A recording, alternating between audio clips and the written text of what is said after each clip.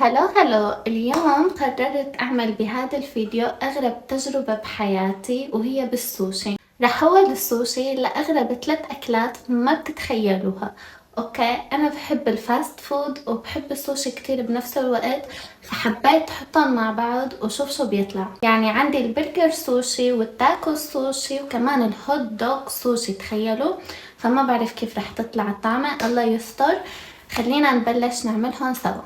بس انا اصلا كيف خطروا على بالي هدول الوصفات؟ شفتهم على التيك توك، على طول بشوف هدول الفيديوهات على التيك توك، بس ما بتوقع انه طعمهم حيطلع طيب، او ما بتخيل بقول سوشي مع برجر كيف حيطلع شكله، او سوشي مع تاكوز، بس شكلهم بشهي. احنا اليوم بهذا الفيديو بدنا نكتشف سوا اذا هن عن جد طعمتهم طعمة سوشي، واذا عن جد طيبين بنفس الوقت، وكيف رح يطلعوا. يعني حابة اجرب ومتحمسة كتير معكم، فيلا بينا نبلش بأول وصفة.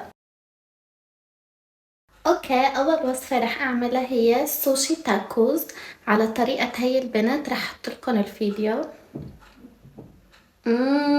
عم يقرمش.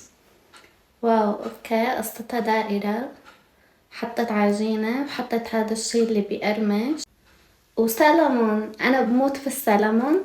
اوكي، تحمست كتير ويلا نجربها. بتمنى تكون لذيذة وعم تقرمش مثل ما هي. اذا ما كانت عم تقرمش نو، ما تجربوها. بس اذا فعلا هي طلعت عم تقرمش مثل ما قرمشت معها، معناها الوصفة خرافية. فيلا نجربها ونشوف اذا صح او لا. اول شي البنت عملت انه قصتهم على شكل دائرة، هيك عملت وحدة ورح اعمل كمان التانية مثلها. رح احط رز وفعصهن بايدي، رح افتلها وحط طبقة من هذا الشي اللي هو عبارة عن طحين ومي، وانا حطيت له باربيكيا لانه بدي اياه ياخد لون. رح ادهن هيك. هي البنت عملت طبقة حتى يقرمش. بعدين رح احطه بشي اسمه البانكو اللي هو ياباني عشان يقرمش معكم، وهيك بيكون شكله مثل البقسماط بس هو ياباني منشان يعطي القرمشة. وهيك تخلوه تفتلوه حتى يمسك. اقليها. بسم الله. انا متحمسة كتير. واو، شايفين شو عم يصير؟ بعد ما اخذت لون ذهبي رح اشيلها. حتى الثانية. واو. هلا بعد ما قليتهم، لانه انا ما عندي حاملة تاكوز، حطيت فنجان قهوة صغير ورح احشيهم.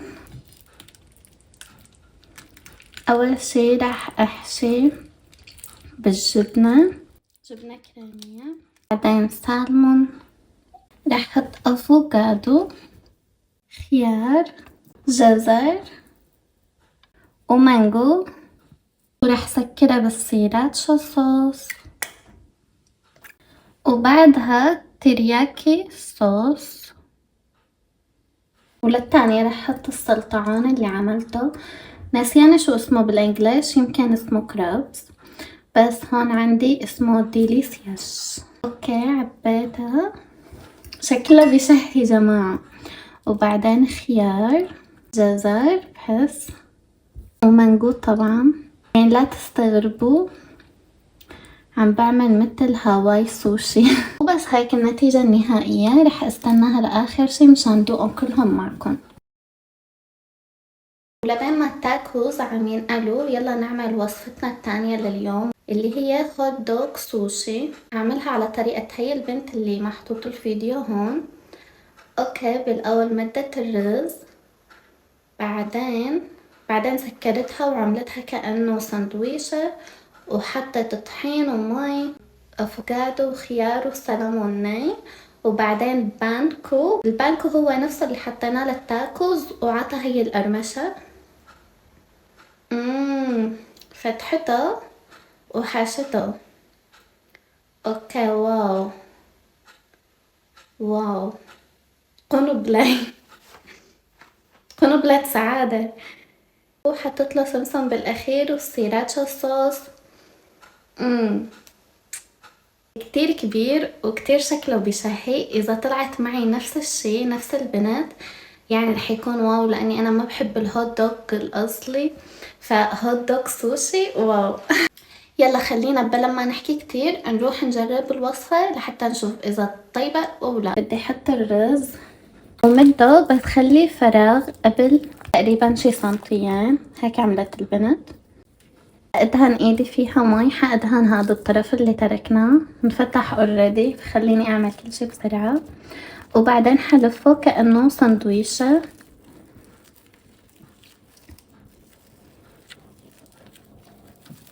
وهيك بسبب اني دهنته مي حيلزق.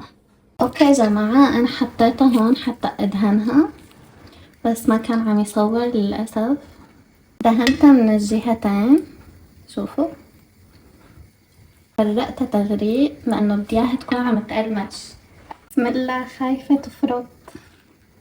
اوكي ما فرطت، رح احطها هيك. حاسة حالي عم بلعب. هاي من أحب الفيديوهات لقلبي لأنه بعمل الشغلات اللي أنا بحب إني أجربها وبنفس الوقت بصوركم منشان تشوفوا انتو يلي عجبكم، لقيتوه سهل، لقيتوه صعب، يلي اشتهيتوه مني. حلو، رح سقطها. بسم الله. شوفوا المنظر كيف صار واخذوا لون من كل الجهات، قلبتهم. بعد ما صارت جاهزة معي صار وقت اني احشيها. البنت فتحتها بهي الطريقة، هي غرقتها الجبنة وانا رح اعمل نفس الشي لاني كتير بحب طعمتها مع السوشي. بخيار، هي حشت سلمون، انا رح احشي قرادس. احط طبقة من الجزر، بعدين القرادس اللي قليتهم، رشة سمسم. واو منظر خرافي. وهيك صار تاني طبق جاهز معنا. ويلا نشوف اخر وصفة معنا اللي هي وصفة سوشي برجر. باين من شكلها انها كتير لذيذة وبتشهي، وانا كتير بحب التونة. انا حابة اجربها بالتونة، اللي ما بيحب في يحط سلمون ني. اوكي كيف يا ترى رح تسكره؟ تمام. الصوص شكله خرافي. انا شفت فيديوهات تانية عم يقلوه من برا واشتهيته بصراحة وهو مقلي، بس بنفس الوقت اشتهيته بتونة مثل البنت اللي عاملته. فيلي حابب انه يكون مور هيلثي وصحي اكتر ما يقلي او بس يحطه بالفرن، ويلي حابب انه يخرب الدنيا وعن جد فاست فود فيقليه مثلي. ضفت مايونيز وباربيكيو سريراتشا والبصل المفروم. اقطع الحشوة يلي رح ضيفها فيلا. وهيك خلصت تقطيع الحشوة. مع اني جهزت كل شي اساسي صار وقت اني طبق البرجر. بدي اجيب رز وحطها بهالشكل، مدها. بعدين رح احط طبقة من التونة.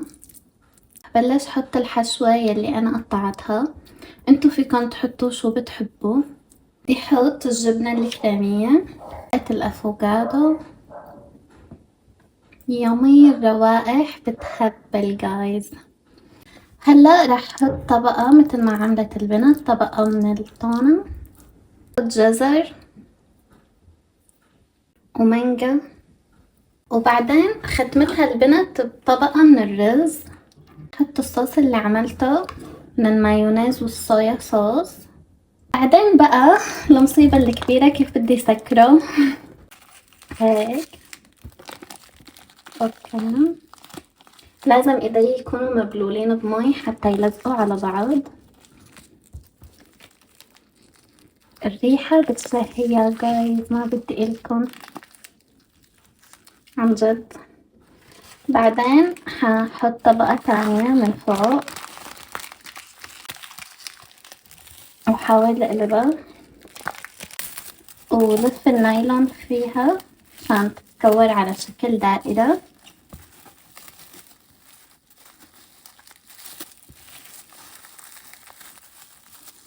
وحاول اني ضمها عشان تتكون على شكل دائرة. وهيك صارت على شكل دائري. اتركها بالبراد حتى تبرد لمدة تقريبا شي ساعة منشان اقدر اقليها. وهي سوشي برجر بعد ساعة من البراد. رح افتحه معكم. حطه هون وادهنه كل شي باقي عندي من الوصفات الثانية. لا وهيك طلع شكلهم النهائي. هي التاكوز بس مصرين يفتحوا، وهي البرجر، وهي كمان سوشي برجر مع السلطة، وهذا الكينج الهوت دوغ شكله كتير بشهي. ترارارا، وهيك صاروا جاهزين. صفيتهم جنبي حتى ندوقهم واحد واحد. كانوا كتير بتشهي والمنظر كتير بشهي والريحة بتزلط يا جماعة، كتير طيبين. أنا بموت على شي اسمه سوشي، بموت على شي اسمه برجر، بموت على شي اسمه تاكوز، ومجتمعين كلياتهم سوا. او ماي جاد انا مبسوطة. بما اني عملت اول شي تاكوز فانا حبلش بالتاكوز. حابة دوق تاكوز تبع الكرابس. بسم الله.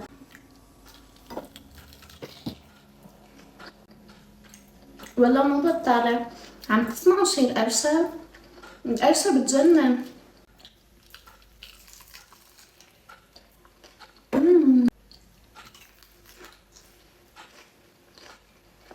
كأنها تاكوز وفيها كمان نكهة سوشي اللي هو مخ عمل ايرور، بس ايرور حلو يعني. ما عارفة انا شو هي بالضبط، بس كتير لذيذة.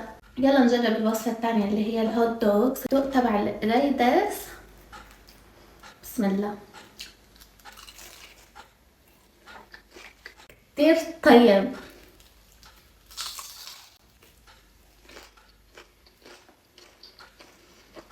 هاد احلى قارب بحياتي، قارب حبي.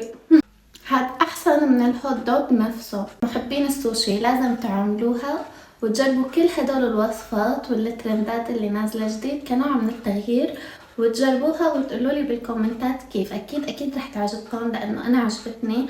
انا مدمنة سوشي وكتير عجبتني. انا كتير متحمسة للبرجر المقلي، بس انا عملت واحد صحي منشان نشوف كيف طعمته. ما قليته من برا وبس حطيته بالبراد بعدين قطعته. فيلا ندوق.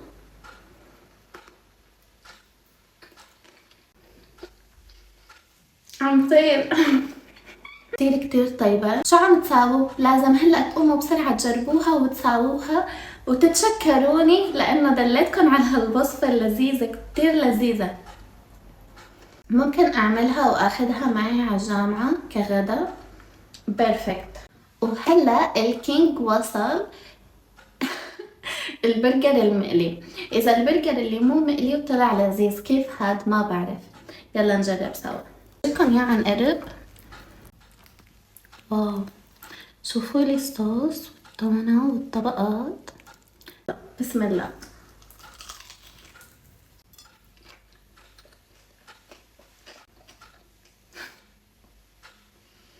خزلتني. ما حكمله. الثاني ألذ بكتير الصحي، او يمكن لانه انا شبعت وما قدرت اتحمل زيوت وقلي اكتر من هيك، لانه اكلت تاكوز واكلت الهوت دوغز كمان طعمه شوي سيء. فهلا صار وقت التقييم. قيم البرجر هاد اللي من غير قلي يفوز عندي 10/10. الهوت دوغ ما كنت متوقعة انه يكون هيك لذيذ، فبعطيه 9.5/10. والتاكوز بصراحة عجبوني بس مليانين زيت، بعطيه 6/7 لأنه هذا اللي بيستاهل 6 وال5 بصراحة، لأنه خيب آمالي. كنت مفكرته أنه هو أحلى وصفة رح تكون، بس طلع أسوأ واحد فيهم. هيك بما انه خلصنا كل شي، عملناهم ودقناهم وقيمناهم، لا تنسوا تعملوا لي اشتراك تحت بالقناة وتعملوا لي لايك وتكتبوا لي كومنت اي واحد عجبكم واي واحد بتحبوا تدوقوه او تجربوه. وانا كتير بتعب على هذا المحتوى، فيا ريت تعملوا لي اشتراك او لايك حتى تدعموني اكتر. بحبكم كتير. بحبكم كتير وبشوفكم في فيديو تاني. باي.